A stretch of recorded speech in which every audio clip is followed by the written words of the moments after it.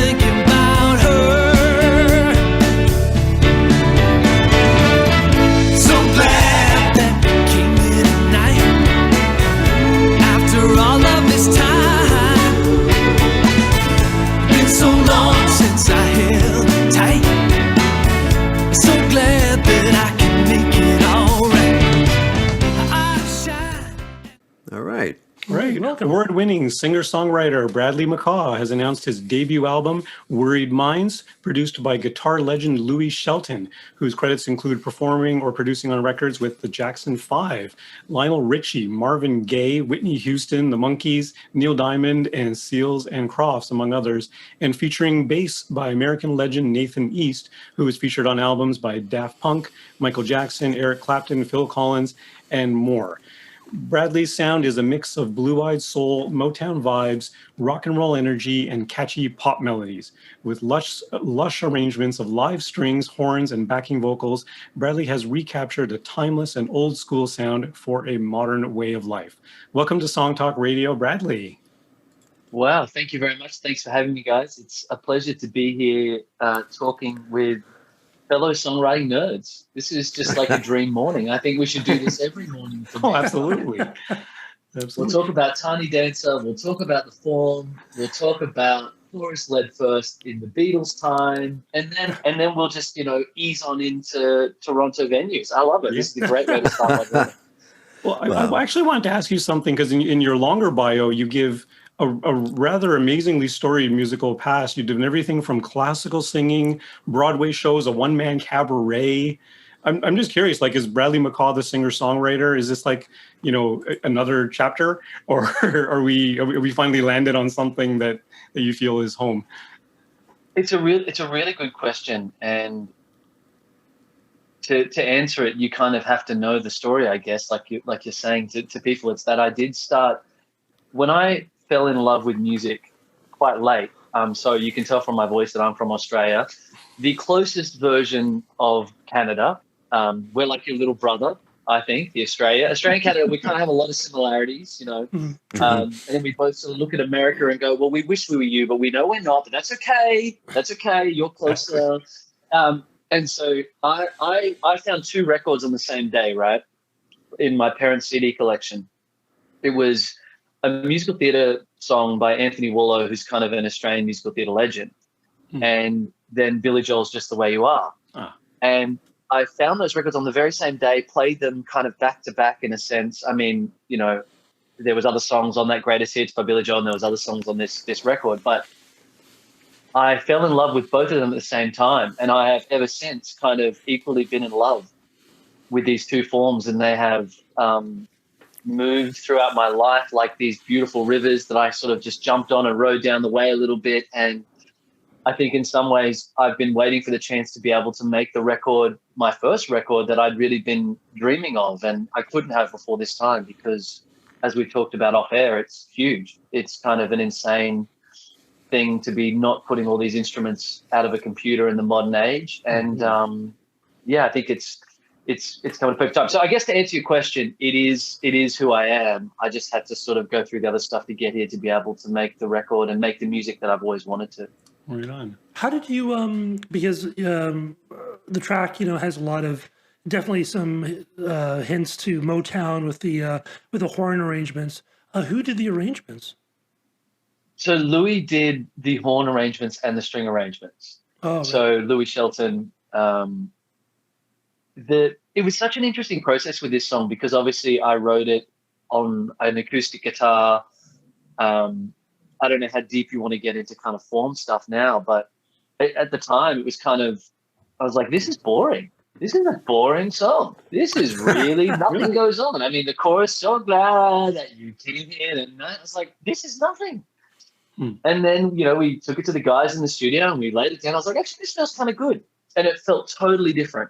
And then obviously the next step, then Louis put his arrangement and he sent it back to me, and I was like, oh my God, what is this? And it just kept growing and growing and growing. So it was an amazing 5-6 step process that the songwriter and the arranger and me, because that's what I do in theater, I kind of got an education watching this Hall of Famer kind of share these secrets that he'd learnt through the 60 years of his career from other legends. It was just kind of, This whole process was done at distance then, right? You were in Australia, he's in America, and you guys never got together. Well, no, he lives in Australia now. So this is how we met.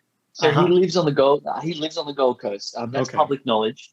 And I kind of just reached out to him many years ago saying, hey, you're a legend and I'm fanboy crushing on you and your records ever since I was, whatever. Can we be best friends? Do you like cherry cola? I love cherry cola. We should just get together and drink cherry cola together. Like, that's not weird. That's not weird. Why is it weird? I'm outside your house now. Can I come in? It's not weird. And I just always wanted to learn how he did it back in the day. When Neil Diamond brought in a song and he was the guy that got the call and he was playing, guitar on those sessions. What did they do? How did they make these songs? How did they craft them? And I have been so lucky to be able to be in the room with him and to learn from him so it's been person to person contact. It's been crazy ride. What was the process from guitar, bare bones, to building it up? What came next, or did you go down some alleys that you had to come back from, or was it pretty straightforward according to plan? What was the process? Such a great question, Michael, because when I talk to Louis about this record, it really was kind of me saying, okay, I want to do this like you would have in the 70s. I want you to treat me like I am no one to these guys, but I'm like, I'm 5 years old and I'm going to do whatever you say. Let's just do that because I want to do this just like you did. I want to know how you pulled all this magic. And so we went into the studio with my songs. We just worked them a little bit together. And then we went in and we picked our guys from Queensland, who was Steve Francis on drums and Jose McLaughlin on bass and Louis on guitars and me on piano and vocal, obviously. And we just ran down the track. We just ran down the chart like he did and like people still do today. And then we just played. We literally just played. And then we're like, yeah, that feels good. Let's put that down. And then we moved on. And then we did it again. And that's how we put down the entire album. And we honestly, because we didn't have a lot of money, this was a huge passion project in the beginning when I first started it. So it was like the old days where you don't have endless time. You've got today. And if you don't get something today, that's fine. But we got the next guys coming in tomorrow and they're going to put something down and that's it, So we took, there was only one song on the record that we did 2 different versions of, but the rest were just in the room, this feels good, and let's move on and then build out from there. So the basics are live off the floor and then overdubs later for the horns and various other That's right. instrumentation.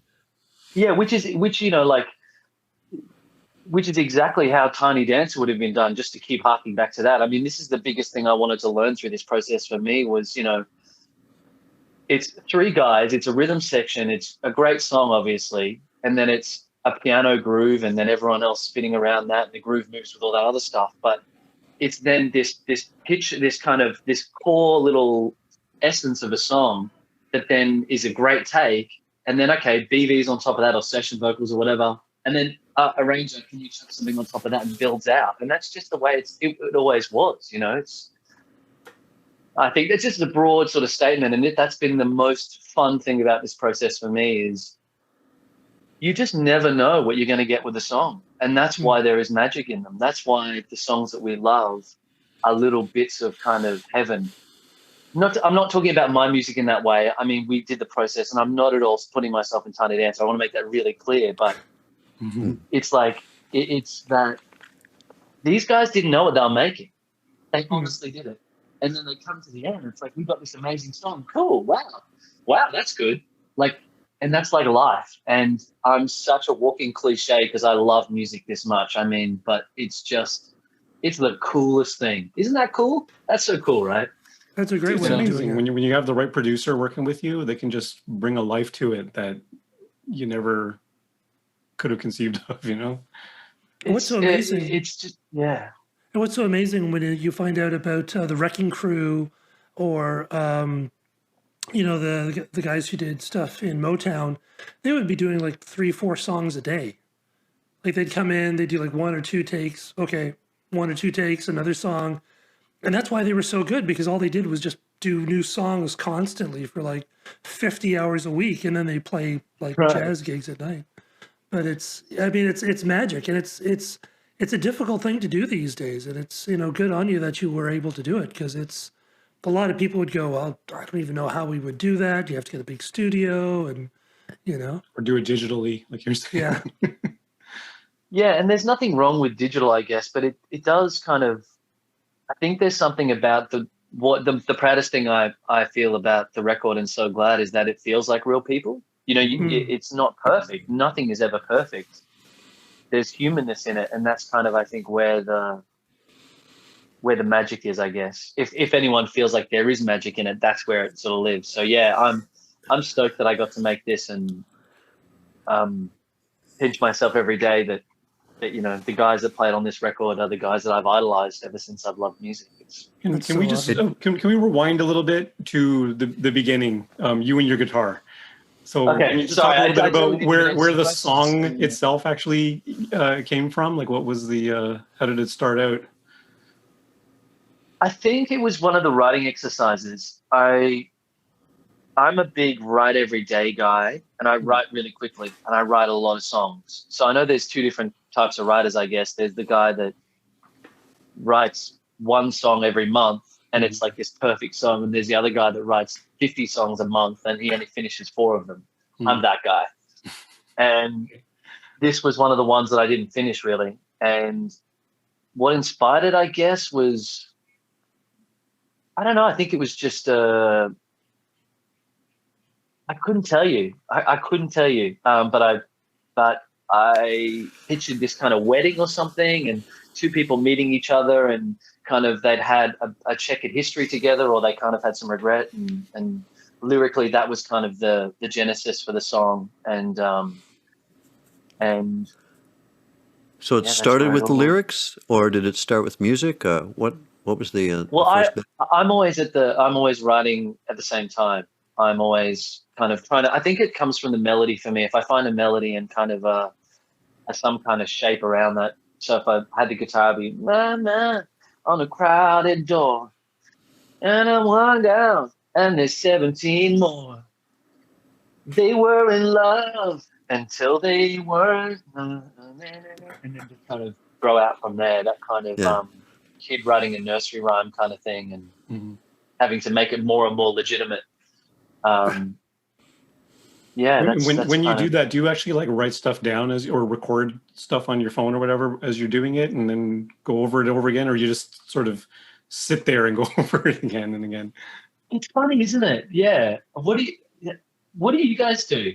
Just on that, before I answer the question, do you just record and then filter back through, or do you write just in that moment and write every lyric correctly as you go? Just pop quiz. What does everyone do?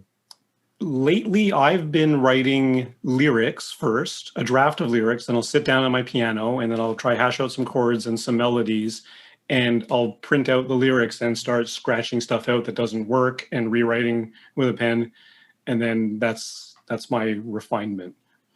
Yeah. That's I kind come of at it from 2 ways. I have an idea for a song, you know, like, okay, I write a song that's not a metaphor, that explicitly says it's not a metaphor, but then I'm also writing a hook. So I've got these hooks. How can I jam them together? So these 2 parts coming together. But as for the completed lyrics, I don't know. It's never done. but I want a hook. I want a hook, and I want an interesting lyric. So I keep mashing those together until it works. I do. Well, I do what I tell our listeners to never do. This is the worst possible way you could possibly do it. Is I keep everything in my head. So I probably got about 50 or 60 songs that I'm working on in my head, and Wow. every now and then I go, "Didn't I have a song that kind of went?" And then I kind of rediscover it, which is really stupid because if I fall down my head, they're all lost. So don't do what I do. You mean you don't have a USB port you can plug? No, I don't know. It's so stupid. It's just this habit I got into, and I never write stuff down. And, you know, it came from playing with bands because you're always jamming, so always had stuff on, you know, coming together. And it's a really dumb way of going. And I find like the only way I can actually get stuff down is actually when I start recording it.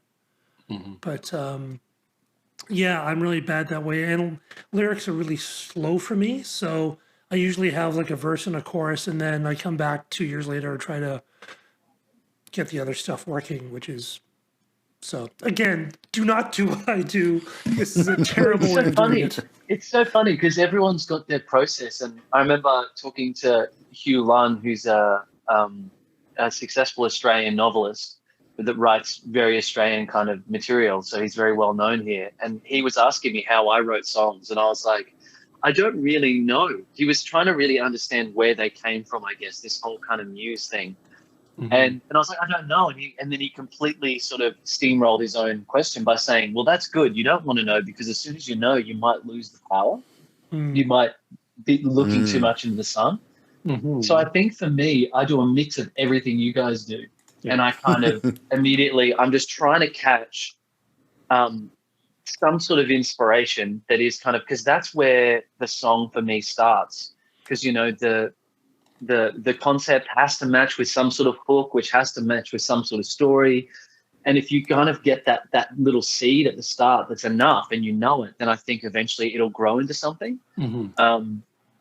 Like I was writing a song last week that was a close friend of mine is in America and was celebrating the 4th of July and was sending me all these photos of fireworks. And so I had this idea for a song to write this song about that we've got fireworks because you're on 4th of July and you're looking at fireworks and all sorts of stuff like this. But I knew that idea was good enough. You know what I mean? You sat down and the hook comes, but then the rest takes, you know, another 30 minutes. And, you know, Aw. Where do you find the time? Yeah, exactly. I'm just quick, you know, when you write enough songs, I guess. But So Glad was tough because a story song is tough, I think, and to kind of get that right balance of it going along somewhere and finding the release and the Well, key especially, change. You know, you said it wasn't based on personal experience or people you knew or anything like that. You just kind of conceived of it as an idea. Like it wasn't anything that was brought in from I somewhere think, else. yeah, being a musical theater writer, working in so many fields becomes a really great asset for times like this because it becomes, you can write really personal songs and then you can write songs about other people and other characters that you have to kind of embed into. And I guess being an actor as well and the life that I spent doing that means that then I can get into the mindset of these people and then write a song as if I'm them, I guess is what I do. I don't know. But yeah, it wasn't based on really anyone. I mean, we've all had loves that kind of we run into at some point and go, oh, wow, we really left this bad. I wonder if we can fix this. I wonder if we can because this is unsaid, So I think there definitely was some personalness to it. But I shan't speak her name and you will never get it out of me. Well, that is an interesting Well, point. we have a surprise guest for you. I wanted to mention Open the back curtain. I wanted to mention That is an the, interesting point because I it's just like want to make a point about the story songs. Yeah. Is that I've noticed that there's lots of the most modern songs are all about me, and everything is very sort of present tense. And there's not a lot of story songs like Midnight Train to Georgia or any of those classic ones. And I wonder if that's going to be something that's going to come back into vogue because it's everyone's doing the same kind of songs, which is all me, which is all now. Yeah, it's a really good point. It'd be interesting to see what happens over the next 5 years, doesn't it? About what does come back into vogue. I hope so. As kind of a lover of all the same music, I hope that it does come back because there is something about a song that isn't just about me, isn't it? It's easier to fall in love with, I think. Yeah. I was gonna say that it's an interesting point because it's like you can always let go of where the song originally came from, right? As the song develops and as it becomes what it wants to become. And like you say, if you can get something in there that's kind of universal and appealing to listeners, then it kind of doesn't matter that it was based off a real person or something just invented in your head or whatever. You let that go and just let the song be what it's going to be. Right, because we did a songwriting challenge earlier or late last year, and I wrote a song based on a book, and I had direct references to the book in some of my lyrics, and some of the feedback I got on it were like, well, that's a little bit that's where the message of the song kind of got a little bit obscure and a little bit confusing for people, right? So then I just let go of the book, and I'm like, this speaks on a more universal thing, so I'm just going to keep all that stuff and not make any direct references to the book. It's still a good song.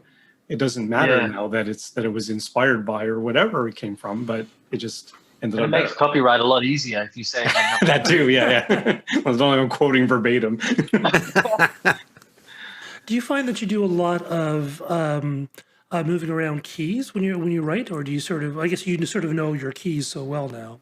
You know what works for you. But. Yeah, that's such a great question. I do sometimes. Yeah, with this song particularly.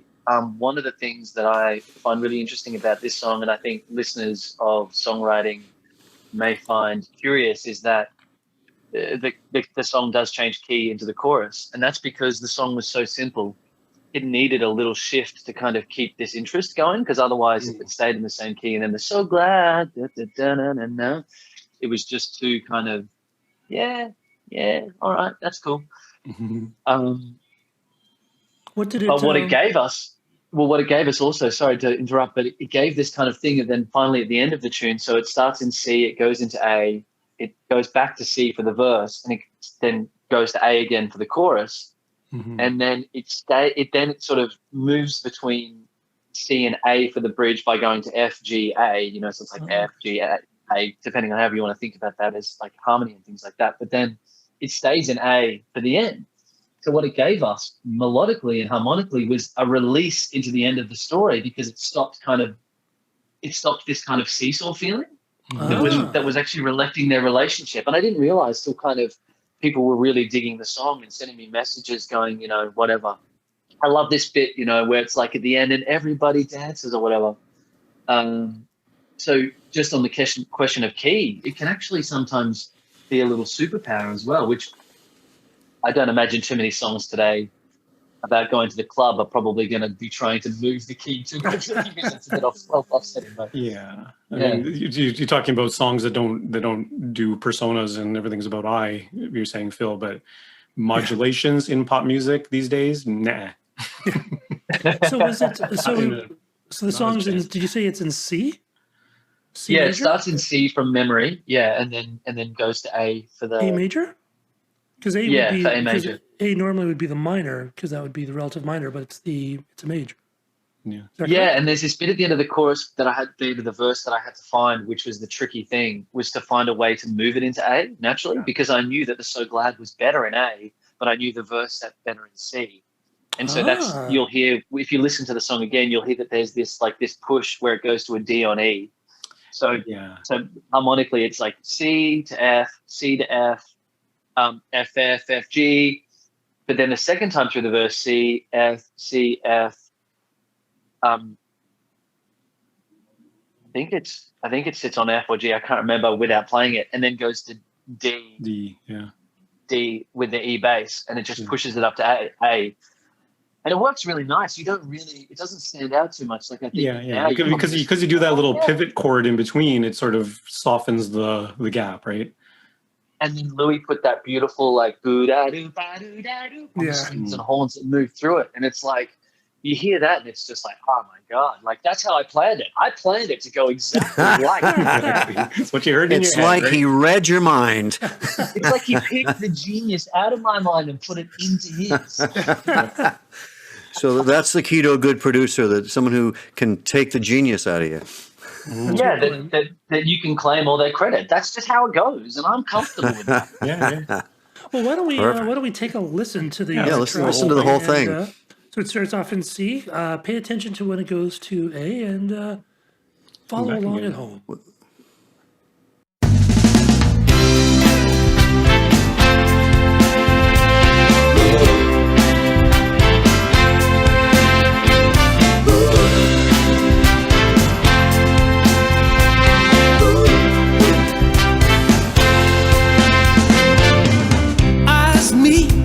On a crowded floor, two old hearts, different than before.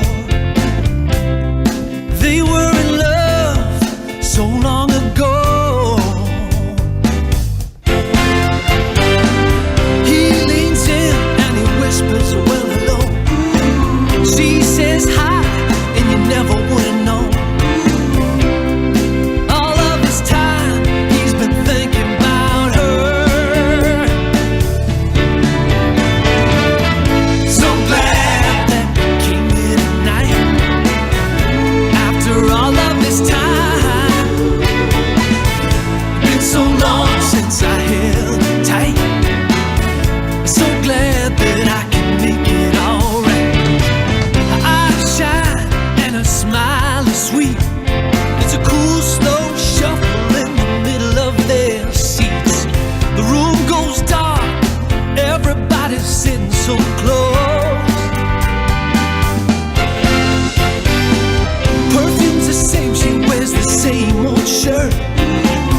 makes you wonder what the past is really worth. Tears all dried up now, but wouldn't you know? The band plays their song. So glad that we came here tonight. After all of this time, been so long since I held you tight. So glad that I can make it alright. Can you feel it? Can you hear it? Second chances, you gotta believe it. I'm so glad I can make it alright. Yeah.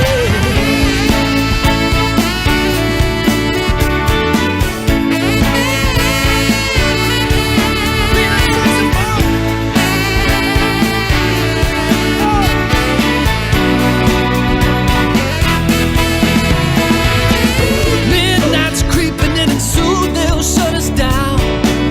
We'll say farewell and drive all out of town.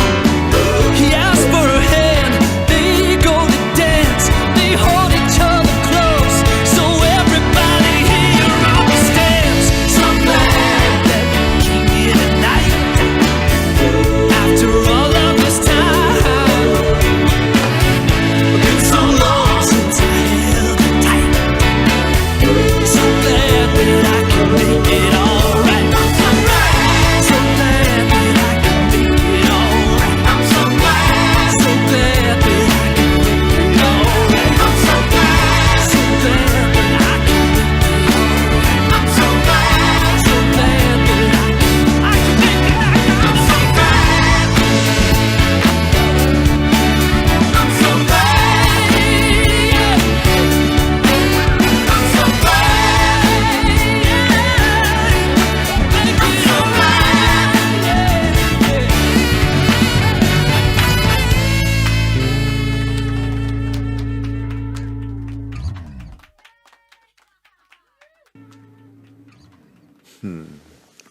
Very Very nice. cool. It's Very so fun. rich and full. It's such a great sounding record. This is not really a songwriting question, but often, because you have a background in musical theater, often that can affect a singing style to a sort of a projected or, I don't know, artificial. But your voice sounds very soulful and very perfect for this kind of genre. Is that conscious, or did you have to pull anything back, or is this anything you've had to deal with? Hold back on the vibrato. That is yeah. Oh, that's such a great question, and 100%. It's like another world. And my big thing for this record was, guys, at no point can we leave here feeling like this is a musical theater singer trying to sing a pop record. Like this is, so it really was, trying to find the right vibe for every song. And it was very conscious, really conscious of trying to combat all the things you described, because they're real. It's too much projection. It's not intimate enough. It's not real enough behind a microphone. Too much performing. It's a very good question. Well, I was surprised when I read your bio, because when I heard the track first, and I had no idea of your background, because it sounds very soulful. I was thinking of, you'd spent a lot of time in bars and honky tonks and things like that. Don't get me wrong. Well, of course. Well, you're Australian. It's par for the course. We don't use milk. We just use 4X. We just put it straight in the cereal and use. Yeah. But I've always loved both, so it's something I've been working on. I love the blues masters, like Louis Jordan and all the way back, of course, BB and Bobby Rush and all those guys. Like, I love that music and want to be as close as that to you can as a backward Aussie guy, being so far away. So I wanted it to be as true as it could be to the style. And it is trying to pay homage to American music. It is trying to do as much of that as I can, as blue-eyed soul as it can be. So I'm so glad you had that experience, Michael. That means a lot, that you didn't sort of, Yeah, That's I very kind of cool. have heard the same thing. But even you were saying earlier, like you started with Billy Joel too, right? And so you've always kind of walked those two lines, right? Yeah, yeah. It's look, I think this has always been more who I've been. Mm. This record, and when you hear all the songs on it, and um, it's a really exciting time to be able to make this kind of music and share it with, I think, people that do like this kind of old school songwriting and this type of style and this sound, because it sounds different to what is on the radio for the most part. You know what I mean? It's like it's a real kind of vibe, and yeah. And I noticed how, like, you know, in the beginning, it's like you had 8 bars of intro, which of course everyone had to have, because in radio, that's what the announcer would talk over. So that's what you were sort of expected. And now, of course, that's like, oh no, you don't want to do that because it's too long. And it's something because I grew up with that kind of songwriting. So that's sort of, I was like intro, verse, chorus, you know, and get these songs, but everything is so short. So I'm always cutting the When you got intros live in horn half, section, and, you know, though. and the live Oh horn. no, it's funny. Every time I listen to it now, I do the same thing. I listen to it and I go, "Wow, we really have 30 seconds of intro. Did we really do that?" Like, Yeah. because for me, I didn't think about it either. It's just like it felt right, and yeah, those horns come in and it just feels good. I mean, and Louis playing and Nate's there on the bass. I mean, you know, and I'm just at the piano, just like sitting there like this, just holding on. You know what I mean? I wanted to ask you something about the modulations you were saying before. So after the bridge, you're saying you stay in A. So the last verse is in A. Is that That's correct. Yeah. Right. So you ramp up and you keep, because it does sound, the last verse does sound brighter than the other ones when you. And so vocally, obviously, the "So Glad" is higher at the end. Too. He's higher. And, Yeah. And I love that the bridge, this didn't work out. I don't believe I did it consciously, but how the bridge sort of is those two worlds together. So obviously that, C is for the verses, and then the chorus is in A, and then that bridge, F, G, A. You know, it's kind of like it hasn't made up its mind where it's going to go, you know, until that 2-5, and that sax kind of just blows it apart, and we kind of stay there. It's I mean, correct me if I'm and wrong. it meant that I could really get up there, right, vocally, and then I Yeah. could get up there and really kind of sit in that joy of, you know, to me it's like the wedding band in the picture of the song. To me, it's like the wedding band's like playing, and there's that singer that's like, you know, had one beer and is way too getting into it for the crowd. He's just going for it. You know, grandma's there just sort of clapping, going, "These guys are really good." I mean, correct me if I'm wrong, but I think I feel like that kind of chord movement, the F, G, A, like that's a very that's a bit of that musical theater bit kind of creeping in a little bit. Like, you know what I mean? Like it's a very kind of theatrical thing to do, that kind of harmonic movement, I think. Being a story song, and then when it lifts up, and when you for the third verse being higher, it's like you're narrating this encounter, and then you're, you know, because it's at a vocally higher pitch, you're like, yeah, it's working out, it's going great, and like it sort of mirrors the excitement of the narrator as well, which is a nice way to kind of end the song, you know. Yeah, it's one of those accidental things. Yeah, it's very cool. And it's nice. It's an interesting subject for a story song. Very often, we did a bunch of shows ago. It was, you know, a story song of this, you know, I think it was a black U.S. Teenager who was, you know, wrongfully executed for a crime. Oh, yeah. You know, just one of the cajillion. But you know, like these very sort of dark subjects, or they're protest songs. And this is kind of almost like a light, like it's a really interesting story. It's not a story of broken hearts. It's not a story of getting the person back again. It's an unusual subject, which I think is kind of interesting. When you think in terms of like, to me, the 70s is kind of really, for me, when I was working on this record, was kind of my big thing, like being a huge Billy Joel fan, Elton John fan. Like I also really love Phil Collins and Hall & Oates, and kind of, you know, this sort of stuff that comes after that kind of came from it. But when you think of those songs, even the songs that are about heartbreak still leave you smiling a little bit. Mm-hmm. And I think that's the thing with this song, is it's like, but it is about second chances. You're right. It is about, it's ultimately hopeful. Neither gets the girl. No one gets the girl or the guy. It's kind of like, or maybe they do. We don't know. You know. Yeah. I don't listen to hear what everyone thinks. To me, it's Interesting also Yes. that the your verses are pretty long, which I've noticed. It's, you know, you have like 1, 2, 3. It's like, you know, you have a 12-line verse, which, you know, for a verse these days is I think pretty long. And the song clocks Yeah. in at just 3:53, I think. But Which the again, verses It's are not short. kind of but the long. verses are broken up a little bit. Like they don't. Yeah. It's not a single line of whatever, right? Like there's a bit of variety No, within the verse no. itself. Yeah. But it's always interesting when you see these older formats of songs, which is still the way I write songs, is, you know, you have the longer verses and you have like the older structures, and then when you listen to modern songs, like the verses are like it's chorus, 2 lines of something, then there's chorus, chorus, chorus. You know? Yeah, and especially too in this case where the chorus is like way shorter than the verse, Yeah. isn't it? Like, so glad that we came in after all this time. It's not so glad that I can make it all right. All right, back to another 12 lines of story. Yeah, That's yeah. enough hook for you. You know, it's Yeah. like, You would think but of the modern, production, I think, and it's good that you stuck with it, because I could see some producers saying, "Oh no, we got to do more choruses. You got to do more choruses," and trying to force it into, Yeah. you know, something that's been done a lot. You know?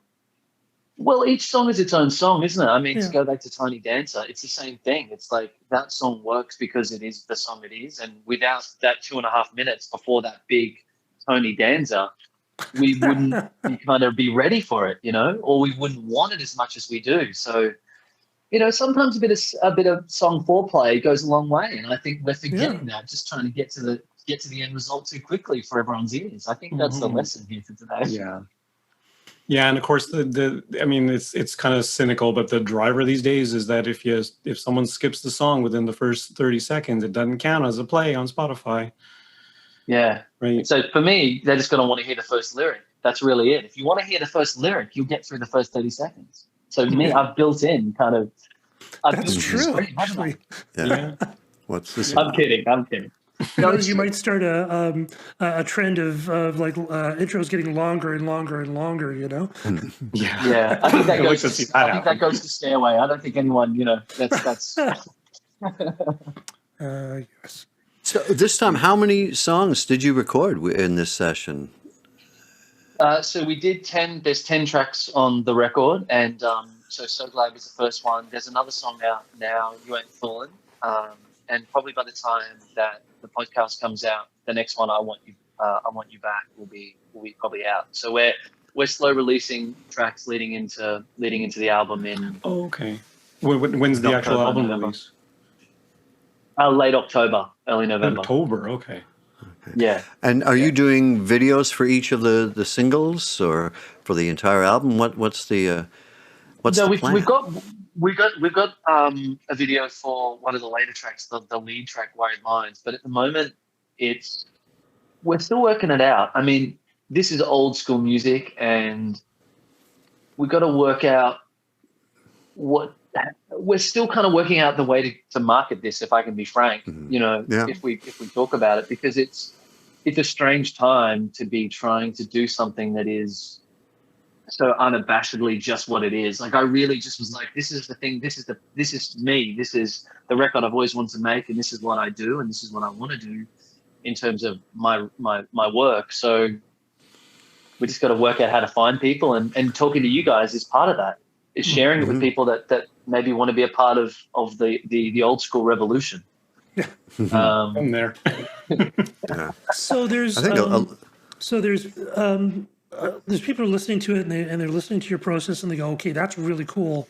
I want to do this. Do you have any tips or stuff that you know now that you wish you knew before you started the project?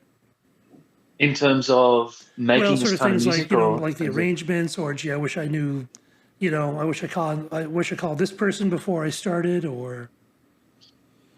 Yeah, there's so much that goes into it. That's such a good question. I would say really, you know, keep listening to this show and learning how to write a great song. I think you need to be able to write songs in your sleep. I think you need to be able to write a song for a birthday present, and you need to be able to do that without having to labor over it for weeks and weeks and weeks and weeks and weeks. Because I think if you can get your songwriting to that point, it means that you can end up with 10 really good songs that you can then take into something.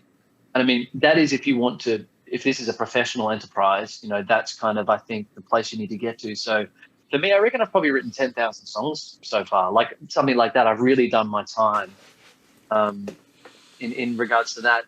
But then beyond that, I think you have to trust the process. You know, you have to be the Philadelphia 76ers, you know, for all the basketball fans out there. You have to be aware that you don't know exactly what's going to happen, but you have to trust that if you get the right people or you find the right team, that everything will continue to step in a way that is outside of your control. And I think that's really hard for first-time music makers. But also be really clear on what it is that you want to do, the essence of what it is you want to do. So if you want to make ska music, don't go and just do something that's not that just because someone's telling you should. I don't think that's really worthwhile. My advice would be, and find the people that can really do what that is. Find the producer that can get on your ship and sail towards the, you know, your promised land of whatever the music is, because in the end, you've got to be proud of it, you know, and no one buys music anyway anymore. So what does it matter? You know what I mean? You just make it. You can always stream it. I know, I'm being funny. And that's why you have the videos, because you can YouTube it too. YouTube is apparently like the source for music nowadays. Yeah, don't know what it's like in your neck of the woods, but here that's how music is consumed. So that's why I was wondering about videos, and we've had some guests on, and their releases are all keyed to having videos for YouTube. Wow. Well, even digital distribution. I'm going straight to my team. That's I'm going off here straight to them and saying that's what we need to do. You know. Yeah. Even digital distribution, like they put it on Spotify, they put it on Apple Music, Amazon, and YouTube with just like it's just your album cover with the songs, and people listen to songs that way. Mm-hmm. Yeah, they can create their own playlists and do the whole thing that they can do on Spotify and everything else, right? YouTube playlists. Now I'm really showing how out of touch I am. Wow. But this song in particular seems so celebratory. It seems like it would make for good visuals, you know? Mm-hmm. Yeah, that's a good point. Videos are hard to do. Well, we've got our first video here. I'll just use this, and I'll just put the song up there. Yeah, because this is what people want to see. Yeah, they want all of our faces. That's really it. That is great stuff. Okay. So what's coming up next for you? Just sharing this music with the world, and going back into the studio later this year to work on the next record, and rinse, repeat. I mean, that's part of what I want to do too, is that I loved what all the guys that I idolized did. It's just, let's do another one. And just I think letting people know that there is always going to be material, I think is really good, because I think it's easy to kind of really barrack for an artist if you know that they're going to keep giving you stuff, you know, knowing that there was going to be another Billy Joel album in a few years. Remember how disappointed we were when he's like, that's it, I'm done. We're like, Billy, no, we need more. Don't end now. So that's kind of what it is for me, just getting on and making more music and talking about it with cool folks like yourself. That's really it. Cool. And will you be playing live? What's the situation like in down under? Does anyone know? Venues opening up yet, or no, nothing's open? Not really. No. Not really. No. Same here. We don't know at this point. I do know people who are starting to do like outdoor festivals this summer, sort of thing. Yeah, that's happening. Yeah, it's definitely happening. And car drive-ins and things like concerts that. Are happening. Oh yeah, I've heard about that. Yeah, they're doing one down in the Lakeshore. The Horseshoe is sponsoring those here with some pretty big name Canadian acts. Mm-hmm. It all feels a bit risky at the moment, doesn't it? Like we don't know what to do, where to go, whether it's worth it or not. It would be a blast to do this live, because if you had like the live horn section and it's a big band. It's a 10-piece. It's pretty cool. It's lots of fun. But being with theater, you'd be able to do the dance moves, which is backup singers in there. Backup singers and the You actually do our choreo. People don't know that you do our choreo, so that's kind of what you're living from. Snapping the fingers. Four tops. Look out. Yeah. I always wanted to be one of the pips, one of the cool guys. There's still time, Phil. Okay, that is about all the time we have on Song Talk Radio. Special thanks to our very great guest, Bradley McCaw. Where can people check out more of your music, Bradley? You can find me everywhere. Bradley McCaw Official is my, moniker or my tag. So you can go find me there. And reach out and let me know if you enjoy the song or what you think, or if you're liking new songs. I'd love to hear from the wonderful people in Canada and the States and anywhere else. All right, and we want to hear from you, our dedicated listeners. So please send us your comments, Twitter, Facebook, or Instagram at Song Talk Radio, or send us a good old-fashioned email at feedback@songtalk.ca. Also, be sure to check out our YouTube channel for live performance videos and full episodes now that we're all in these virtual boxes. Subscribe today to the Song Talk Radio podcast on your favorite podcast provider. And don't forget to sign up for our free newsletter at songtalk.ca. It comes out every month or so-ish. If you'd like to find links to all the products, books, and web services we mentioned on the show, you can check on our resources page on the website at songtalk.ca. And wherever you are in the world, Australia included, please join us online via Zoom at our next monthly Song Talk meetup.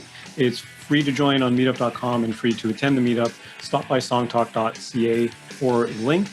And you can follow me at neilmodi.com. You can follow Mr. Phil At philemery.ca. And you can follow Michael. On Instagram, Proudfoot420. And Brad, we've got your socials. What's your favorite social media channel? Instagram. Instagram? Perfect. Love the old blues videos that you can find of a guy that you've never heard of playing a guitar at a train station. This is all my favorites. Just guys playing guitar in train stations. Perfect. Check out for those. Thanks for listening, everybody. Be sure to stop by the website, songtalk.ca, to browse past shows and find out how you can be a guest. Stay safe, everyone, and keep on writing. Good night. Thanks for having me, guys.